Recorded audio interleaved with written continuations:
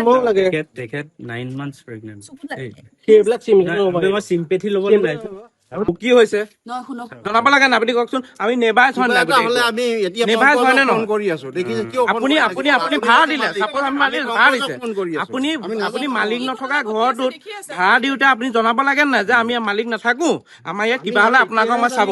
ঘৰটো বিক্ৰী হোৱা এতিয়া গোটেই সদায় ছোৱালী অহা যোৱা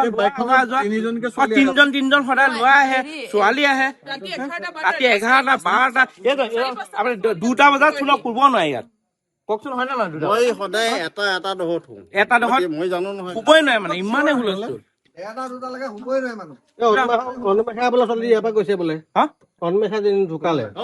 ইয়াৰ পৰা গৈছে সেইজনী তিনিজনী এতিয়া মোৰ লগৰ এটাই কৈছে 3 দিনৰ আগত বোলে সেইজনী ইয়াৰ পৰা ওলাই গৈছে চবেই দেখিছে অম্বেখা অম্বেখা 10 মিনিট এজনী ছোৱালী ওলাই যায় তাৰপিছত এজনী ছোৱালী এই 2 দিন পিছত ওলাই গৈছে আজি আপোনাৰ এসপ্তাহ 2 সপ্তাহ আগত ওলাই গৈছে ইয়াৰ পৰা ওলাই গৈছে বিস্ফোৰক কথা কৈছে সঁচাকৈ ওলাই গৈছে ইয়াৰ পৰা ওলাই গৈছে ৰিচেণ্ট লিখিছো আপুনি শুনক আমাৰ ছয়নিকা ভেনৰ ফ্ৰণ্টত ছোৱালী ৰখি থাকে ৰেপিডো আহিব ড্ৰাইভাৰ মই ৰিচেণ্টলি খেদিছো ইয়াৰ পৰা ওলাই যায় আজি 2 মাহ 3 মাহ আগত মই দেখিছো আমি খেদিবলৈ নাহিব ৰিফ্লেক্ট হ'ল ভিতৰত বলক আমি এতিয়া খেদিব লাগে পুলিচৰ পুলিচ আহিবলৈ এঘৰ মানুহক বা এঘৰ মানুহক কথাটো জনাব লাগিছিল নাই আপুনি সেইটো কওক জনাব লাগিছিল নাই এটাই কথা যে আমি দাদা চাওক শুনক আপুনি যদি লিগেলি ভাল মানুহ আপুনি ক'ব লাগে দাদা মই আপোনাকে চাব আমি মালিক নাথাকো ক'ব লাগে নাই এইটো মোৰ ঘৰ এইটো আপোনাৰ দাদাৰ ঘৰ এইটো ঘৰ এজনে প্ৰফেচৰ আমিও এমপ্লয়ী এজনৰ হেৰি আছে গোটেইবোৰ প্ৰফেচৰ আমাৰ বেলেগ মানুহ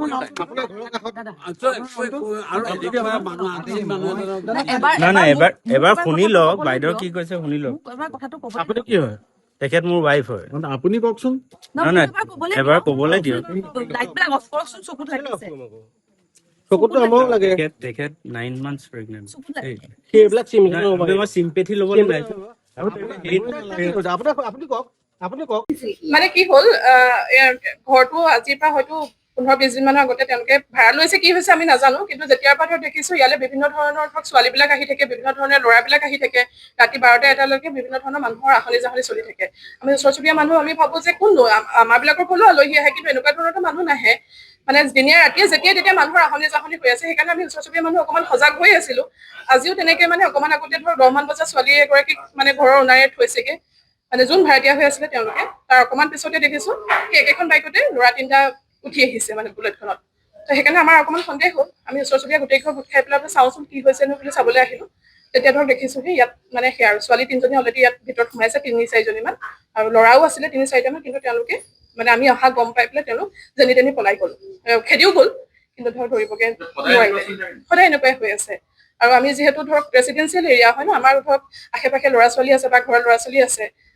গতিকে আমি অকণমান পৰিৱেশ বিনষ্ট হৈছে হয় অসামাজিক সেই বুলি ভাবিছো নহয় আচলতে হয়েই কাৰণ তেওঁলোকে সুস্থ মোৰ ঘৰলৈ আলহী আহিলে ভাত পানী খাব থাকিব যাব তেনেকুৱা কিন্তু তেওঁলোকে মানুহ দেখি যেতিয়া পলাইছে বা সেইটোতো আৰু শুদ্ধ পথ কিবা এটা হ'বই নোৱাৰে বুলি আমি ভাবিছো তো গতিকে সেয়া আৰু আজি সেয়া আমি গোটেই মানুহকেইঘৰ ওচৰ কেইঘৰ গোট খাই পেলাই যেতিয়া আহিলো তেওঁলোক তেতিয়া ধৰক পলাই পতং দিছে আৰু পিছত ধৰক প্ৰশাসনৰ লগত যোগাযোগ কৰা তেওঁলোক আহিলে ছোৱালীকেইজনী ধৰি পেলাই লৈ গৈছে যুৱক এজনে আৰু ছোৱালী 3-4জনী কিবা এটা ধৰি লৈ গৈছে বাকী কিন্তু কেইবাজনো পলাই গৈছে কেইবাজনো ধৰক আগফালে পিছফালে পলালে আমাৰ মানে আমি নেইবাৰ কেইবাজনো ধৰক খেদি গ'ল যদিও কিন্তু তেওঁলোকক ধৰি ৰাখিবলৈ হয় মানে এইটো ধৰক এমাহৰ মানে 15-20 দিনীয়া মানে ধৰক কাণ্ড এটা কাৰণ সিমান দিনে হৈছে সেই হৈ থকাৰ পৰাই ধৰক এনেকুৱা ধৰণৰ হৈ আছে আমি প্ৰথমতে ভাবিছো ভাড়াতীয়া আছে থাকিছে কাৰণ মোৰ ঘৰতো 5-6 ঘৰ মানুহ ভাড়াতীয়াকে আছে গতিকে এনেকুৱা ধৰণৰ প্ৰথম অৱস্থাত আমি ভাবা নাই কিন্তু যেতিয়ালৈ বিভিন্ন ধৰণৰ মানুহৰ আহলি জাহলি দেখিছো আমি ওচৰ চুবুৰীয়া হিচাপে ধৰক আমি সচেতন হ'বই লাগিব কাৰণ আমাৰ বিলাক ঘৰটোতো আমি মানুহ আছো যিহেতু আজি ধৰক এইটো ব্যৱসায় চলিছে কাইলৈ ড্ৰাগছৰ চলিছে কিজানি গতিকে আমি সজাগ হলো আৰু এইটোকে এতিয়া ধৰক ঘৰৰ ওনাৰক আমি এইটোকে আহ্বান জনাম যে তেওঁলোকে যাক ধৰক ভাড়াতীয়া হিচাপে যাক ৰাখিছে তেওঁলোকক ধৰক উলিয়াই লৈ যাওক আৰু আমি ধৰক এটা সুস্থিৰ বাতাবৰণ আমি বিচাৰো আচলতে আমাৰ এলেকাত হয় মানে হাৰে থাকে মানুহকেইঘৰ আৰু ফোনা-ফনি কৰি থাকে আৰু কাষৰ ঘৰত মানে হুলস্থুল মানে এতিয়া মাইল্ড হুলস্থুল এটা হৈ থাকে, ফোন কৰি থাকিব 1:30-2টা বজাত ফোন কৰিব মানে, আৰু গোটেই ৰাতিটো নোহোৱাই দিনত শুৱে সিহঁতে। যুৱক যুৱতী সকলো আহি থাকে। আহি থাকে। এতিয়া যিজন ল'ৰা ধৰি লৈ গ'ল, যিয়ে ভাড়া লৈছিল, সি দুজনী উঠাই লৈ আহে মানে, আজিও সন্ধিয়া 2জনী উঠাই লৈ আহিছে, এজনী ঘৈণীয়েক আৰু এজনী বেলেগ। মানে এনেকে আহিয়ে থাকে আহি সদায়। আৰু তাৰ মই ভাবিছিলো যিজন অৰিজিনেল মালিক আছিল পংকজ চুপেদাৰ, তেওঁ গাড়ী চলাইছিল কাৰণে মই ভাবিলো যে কোনোবা ড্ৰাইভাৰক, লগৰ ড্ৰাইভাৰক দি থৈ গৈছে, কাৰণ ইয়াত তাৰ যিজনে ভাড়া লৈছিল বলেৰো গাড়ী এখন আছে, আজি নাই গাড়ীখন, সদায় থাকে আৰু গোটেই দিনটো ষ্টেণ্ডিং হৈ থাকে গাড়ীখন, কেতিয়াও তই ভাড়া লৈ নাযায়। কিন্তু পৰিৱেশটো বেয়া কৰিছে। পৰিৱেশটো বেয়া কৰিছে আৰু কাৰো লগত চিনাকিও হোৱা নাই, ইমান দিন থাকিল। মই সদায় ইয়াত ওলাও সোমাও বা হেৰি এইখিনিত মই তেওঁলোকক গেটত লগ পাওঁ, কোনোদিন বোলে মই এনেকে ভাড়া আছো এনেকে বুলিও কোৱা নাই।